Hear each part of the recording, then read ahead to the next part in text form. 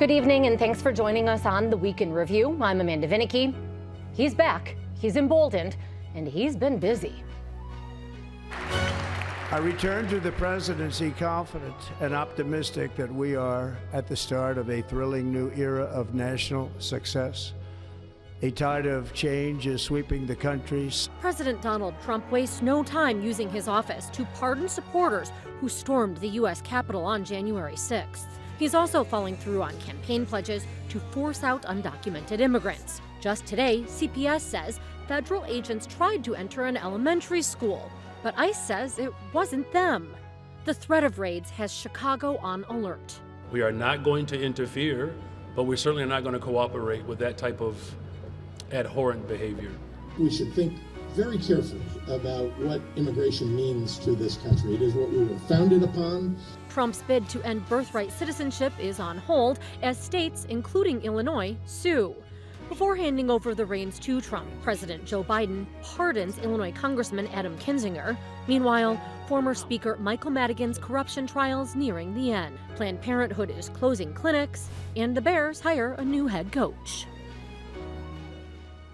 And now to our Week in Review panel. Joining us are Dan Mihalopoulos of WBEZ, Brendan Pope of WCIU, Olivia Olander of the Chicago Tribune, and from Washington, D.C., Lynn Sweet from the Chicago Sun-Times. Thanks to each of you. And Brendan, I'm going to start with you on this evolving news. Chicago Public Schools said that ICE agents tried to get into a school on the southwest side. They were denied, but then Immigration and Customs Enforcement says, no, it wasn't us. What is going on? Yeah, a lot of he said, she said. So around 1 o'clock, CPS reported that ICE agents tried to get into Hamline Elementary School in the Back of the Yards neighborhood. Now the U.S. Secret Service saying that was actually them, that were their agents that were actually there for a pending investigation, something involving TikTok and teenagers. That part we got to dig more into. ICE says they were not involved. However, CPS CEO Pedro Martinez went on MSNBC around 2 o'clock and said it was ICE agents, and said that his staff were shown ICE badges by whoever showed up to Hamline Elementary School. So obviously it just shows, as we try to figure out who said what, who did what, a lot of tension, a lot of fear rising on this day. Yeah, so an evolving situation. Olivia, do you have anything, because the Trib has been reporting on this as well? Yeah, we've had multiple reporters out at the elementary school in the Back of the Yards pretty much since this started to break today. I think it really just all goes to show, like Brandon said, like all the tension around this. We've sort of been waiting for some kind of a big, loud immigration enforcement action to come from the Trump administration, because that's something that they've specifically sort of threatened on Chicago. And even though it seems like maybe this was Secret Service, it's a bit unclear exactly what's going on, I think, to us. But it does just show that this is a really stressful time for tens of thousands of families who are worried that this is something that could maybe even come to their school. Well, and this is a student population that is primarily Latino. Dan, as we've talked about, community on edge, the city and the state, and frankly, a lot of community members as well, really trying to get out in front of situations like this. Yeah, I mean, one thing CPS has said specifically to schools, because there was a time when schools and churches were sort of off limits. Remember when some undocumented people would seek shelter in various churches in Chicago and elsewhere in the country. But now it seems like everything is on the table. Stephen Miller was on TV. It was asked specifically about these reports from Chicago, and he said there is no sanctuary in America. He said that, the reason that they can go to schools, he surmised, without, I think, specifically addressing Chicago, was child trafficking, for instance. But CPS has said that unless somebody has a warrant, they've been instructed, principals at every school, to not engage. And so they're offering this sort of support, but obviously Chicago has been a target. They said, Tom Homan was here, it was just last month, the border czar and sort of immigration honcho for Trump said that they would start in Chicago. There were reports in credible media like the Wall Street Journal that they planned to start the day after the inauguration, meaning this past Tuesday. That obviously didn't happen to that extent. Let's remember, though, there have been deportations. They used to call Obama the deporter-in-chief. There have been raids and immigration enforcement in Democratic and Republican administrations. There have been ebbs and flows, but they've specifically said mass deportations in this administration and targets blue cities, Chicago foremost. Lynn, let's bring you in because, as Dan indicated, it's not like President Trump invented deportations. However, he certainly made this a hallmark of his campaign, going back to his campaign when he first ran for president. So is this his trying to really sort of use the bully pulpit, as he does so effectively, to become the deporter-in-chief because he wants that title? Or is this something that you think he's actually going to carry out and putting resources behind? Oh, there's no doubt that that President Trump is serious about clamping down on immigration. He already has sent U.S. military to the southern border.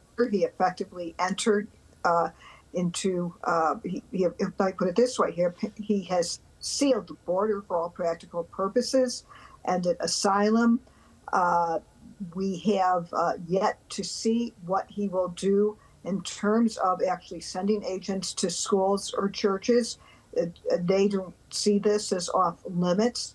So I don't think he cares to get the title of deporter-in-chief. I would be surprised if he claimed he is by the end of his first week in office. Olivia, let's go to you because we've talked about how there is no such thing as sanctuary in the eyes of the Trump administration, and yet Illinois and Chicago very much consider themselves to be sanctuary cities and have laws, and in the case of Chicago, an ordinance to that effect. We have the Department of Justice threatening to investigate and perhaps prosecute individuals, so leaders like perhaps the governor even, if they get in the way of raids. What has Pritzker said about this? Yeah, I mean, Illinois does have like a pretty clear law about this, saying that there cannot be that sort of cooperation except in very specific instances between state authorities and federal ones on immigration enforcement. Pritzker throughout this entire week, and I think the mayor as well, have been very clear that that's their stance. They are not going to be cooperating with ICE in any capacity, really, as these rumors are swirling around. The governor has said, I'm going to protect the people. I'm going to protect my people. He's mentioned, that he's going to protect families who he says are law-abiding, even as he continues to say, an undocumented immigrant who's convicted of a violent crime should be deported. He's very clear that for basically all others, he wants to follow the Illinois law and protect them from these threats. And what we're seeing today is the very reason why the Chicago Teachers Union in 2019 pushed to ratify CPS laws to where schools are granted sanctuary status so that they can hold ICE agents potentially at the door, as was or may have not happened today. So we're seeing the implications of why that was put forward in place. Lynn, you wanted to jump in. Okay, here's the thing. I think that with all due respect to our sanctuary laws, remember that no one is standing in the way of a lawful arrest and eventual deportation. Now, the borders are, you mentioned, Tom Holman also said that, okay, if they can't get into the jail, and now if the schools, churches won't let them in, and if they know who they're looking for, not only will they take that person, and I'm not sure exactly how this could work. If they find other people who are undocumented with the person they're looking for, they will take them. So I think we have to think of this and conceptualize that this is a test of just not of the words our leaders in Chicago and the state of Illinois are saying, but it might be a test of a law why someone already is taken into custody. I think this is a very grave situation, and the fear that you're reporting on throughout Chicago and the immigration community is probably exactly what the Trump administration wants, in case some people just want to leave on their own. So part of what we're talking about, in a sense, already helps the anti-immigration effort, because if you're listening to us and you have a status and you're undocumented and you're thinking of leaving, this is all part of, I think, the atmosphere that the Trump administration is trying to create. Just think, we have not had a mass raid in Chicago that we were supposed to be at ground zero, and look at the concern, fear, and anxiety in our community. And it just continues and prevails. And if you really key in, I think, on some of the words of our leaders, there's a lot of, we're not going to interfere. And it's that local police and state police cannot help ICE agents, but not necessarily that they'll stand in the way. And there are also threats, Lynn could tell you more about, from Washington, from Trump particularly, and Holman, to say that people that are protecting them, including maybe the mayor, who says he's not afraid, or the governor, and people like that will be targeted for not cooperating. But again, how that actually remains to be carried out is something we haven't seen. Yeah, that is why Pritzker is very careful, and I think the mayor, and I've talked to both of them in the last week on this. No one is standing in the way of a lawful arrest, and therefore it doesn't mean that everybody's protected. If there are, so maybe this is the calm before the storm. We don't know, but if it is definitely a new era. Yeah, that's my Lynn, point. let me stick with you, Lynn. Don't need local police. Sorry, Lynn, I wanted to stick with you because for those of us in Illinois, what is the atmosphere like in Washington? You've covered many presidential inaugurations, and outside of the weather, of course, which brought this indoors, what made this so different than others? Well, this is a split screen. When I last Saturday night, I went to a reception hosted by the Illinois Republican Party, and everybody was exuberant. But then you talk to, I live in a very Democratic area here. People are downbeat, especially when you see how fast the executive orders have come, especially dealing with trying to take apart government. So I would say basically, and even in the day of inauguration, if you're a Democrat, you are feeling a sense of despair. If you're a Republican, this is joyful exhilaration. And some members of the Illinois delegation, the Democrats, were staying home, not going to the inauguration proceedings, maybe because they had Martin Luther King Day events. Maybe they didn't want to be there. Yes, it provided a convenient excuse. I talked to the offices of all 14 Democrats, and out of the 17-member delegation, and the majority of them did not come to the inauguration, and most of them were at Martin Luther King Day activities. Brandon, I'm going to go to Brandon here because while they might not have been there, some tech titans did. They got this front row practically seat. Why were they there? This is something that the governor, himself a billionaire, by the way, has pointed out to say that he believes this is an oligarchy. Yeah, a lot of discussion about that. Why were they there? I think the simple answer is they have curried favor with the now President Donald Trump, even taking meetings at Mar-a-Lago, which has been called the Florida White House in a sense, and rolling back and changing policies and algorithms based off that. And I think this is concerning. But Trump is supposed to be a populist. He's supposed to be a populist, and he's pro-free speech, they say, but you're already seeing some concerns from users about certain search terms and things being censored, they think, from them. And algorithms, what they show you, what they don't. Is that censorship? It just raises a lot more concerns, especially when you really only have two people owning all the social media that we're utilizing at this point that's popular. Dan, you want to weigh in there? Yeah, I mean, the right has gone from whining that Twitter, as it was called back then, and Facebook were too much against them. And I think we have the same complaint now from the left. Certainly, I do think that with Elon Musk in charge of changing it to X, also Zuckerberg, Mark Zuckerberg from Meta, which is essentially Facebook and Instagram. They were there, as was another of the biggest oligarchs, Jeff Bezos, and Amazon, and the Washington Post now changing, I guess, its logo and its motto. I think the concern really here is if you have all of social media, which people are consuming more for news than ever before. Sorry to say, everybody, it's not great for us. That's how they get to our stories. We give them the fodder. Exactly, but they're getting their news from social media and social media users mostly. So if your algorithms are tailoring only information curated by whoever is in whatever dark room, how do we know they're getting reliable information or the information that's most needed? Because what journalism is about is challenging power, asking questions. How can we be certain that's going to be happening over the next 4 years if the meta algorithm is tailored for this or that? Lynn, go ahead and jump in there. And if you want to touch on, I know you reported some on Musk. Yeah, I mean, this has been going on for years now in terms of how people get information. And what is different now is that we have a president who condones who does not believe in reporting. He does not believe, and he makes false claims. That is what's different. We've known for years that people consume information in a lot of ways, which is why we at the Sun-Times and WBEZ have multiple platforms that we use to try and tell you and we're give all out doing the what we content. can. Yes, Olivia, but I think that don't get distracted here ourselves.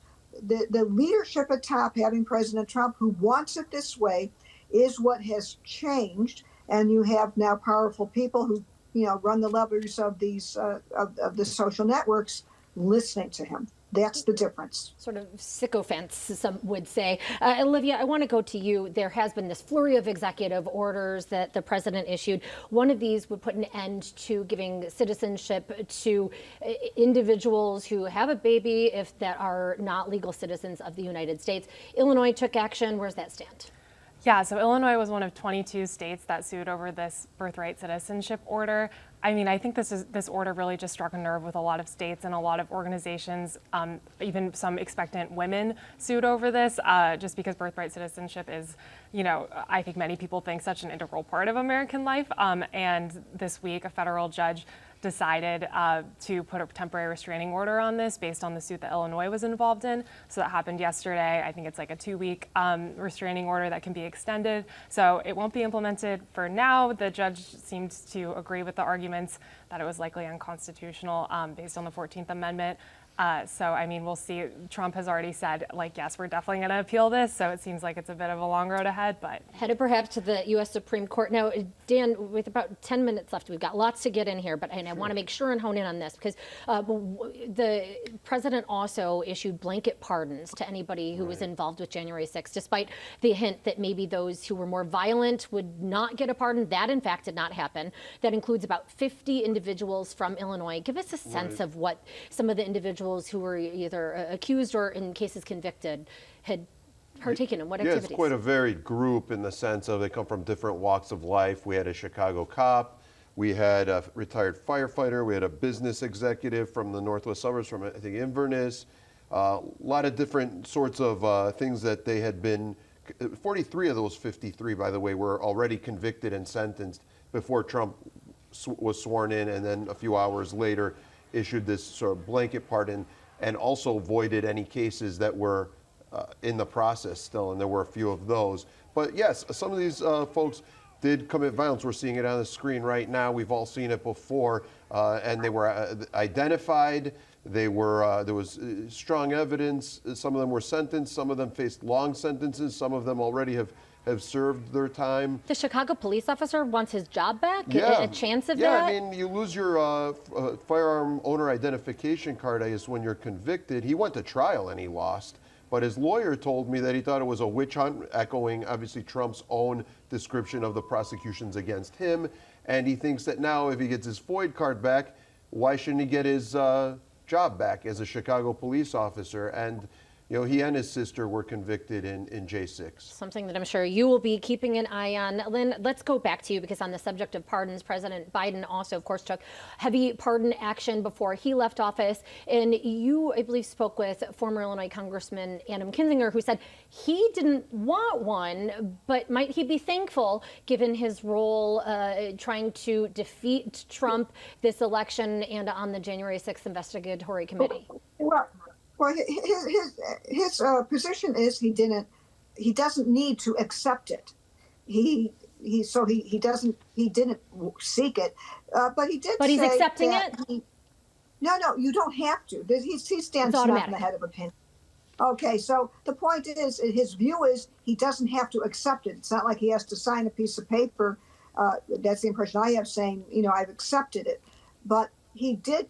If you don't take it, you may have a lot of money in legal fees if somebody does come after you. And that's a practical consideration, hundreds of thousands of dollars in legal fees or none. But the pardons are still coming out. The president today pardoned, I think it was today or late last night, pardoned some people who have been involved in anti-abortion protests, and they broke the law in the way they did the protests where they were pardoned today. Today is National Right to Life Day. So this is something that we're going to see. Usually presidents wait a little bit before they issue pardons. This may be an ongoing feature of the Trump presidency.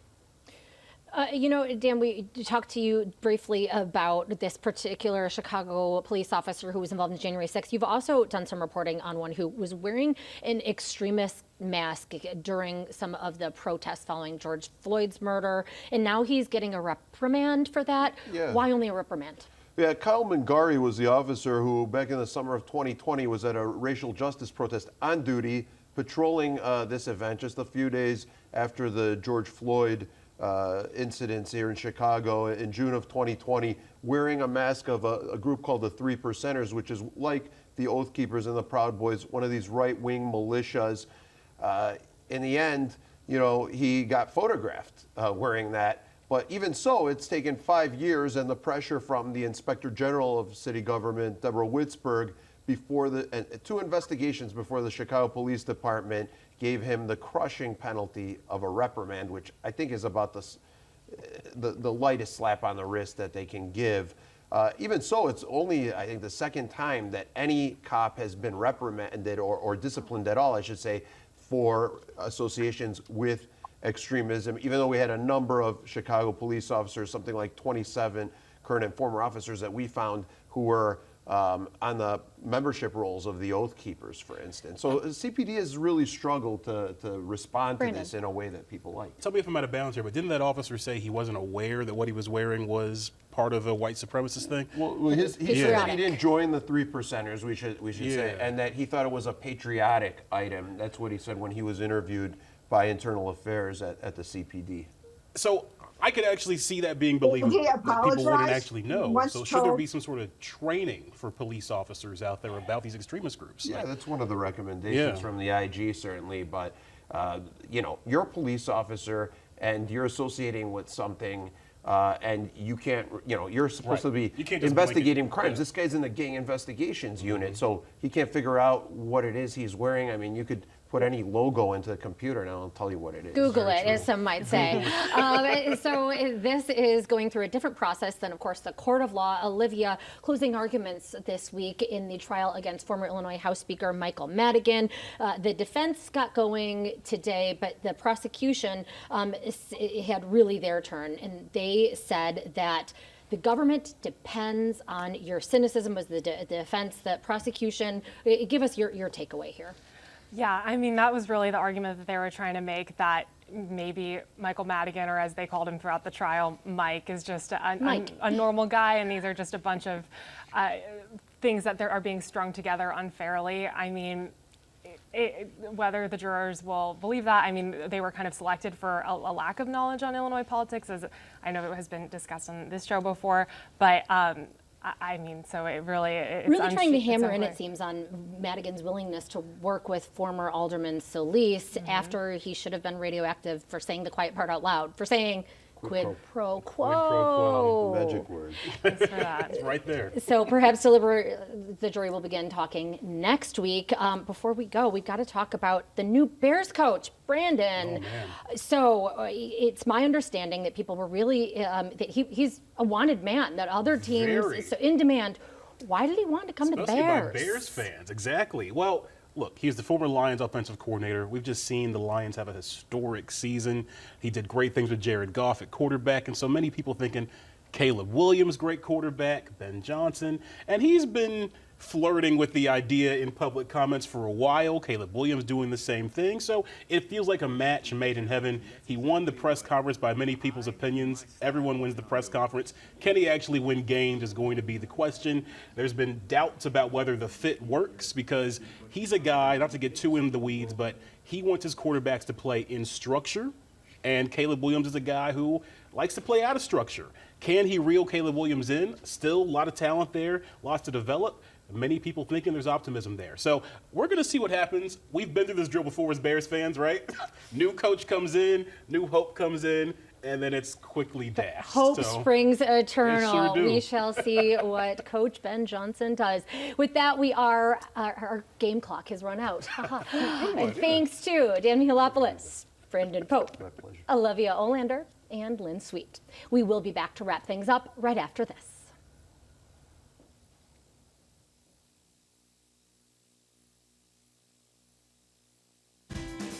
Chicago Tonight is made possible in part by the Alexandra and John Nichols family. The Polk Brothers Foundation.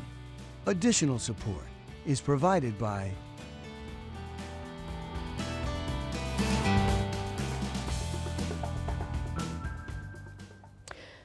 And that is our show for this Friday night. You can stream the Week in Review and Chicago Tonight on our WTTW YouTube channel every evening. You can also catch up on any programs that you may have missed. Now for the Week in Review, I'm Amanda Vinicky. Thanks for watching. Stay healthy and safe, and have a good night.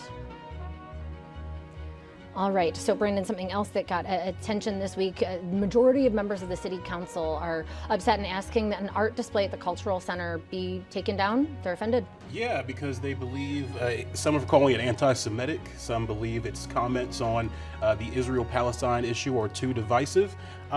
It's also raising free speech issues. It's a public art display, and art usually is meant to challenge sometimes ideas we may not agree with. So it's just another big discussion around a hot button issue. It's interesting, of those aldermen, those 27 that signed on to this letter, some of them, they Closed captioning is made possible by Robert A. Clifford and Clifford Law Offices, a Chicago personal injury and wrongful death firm that supports free educational initiatives in the legal profession.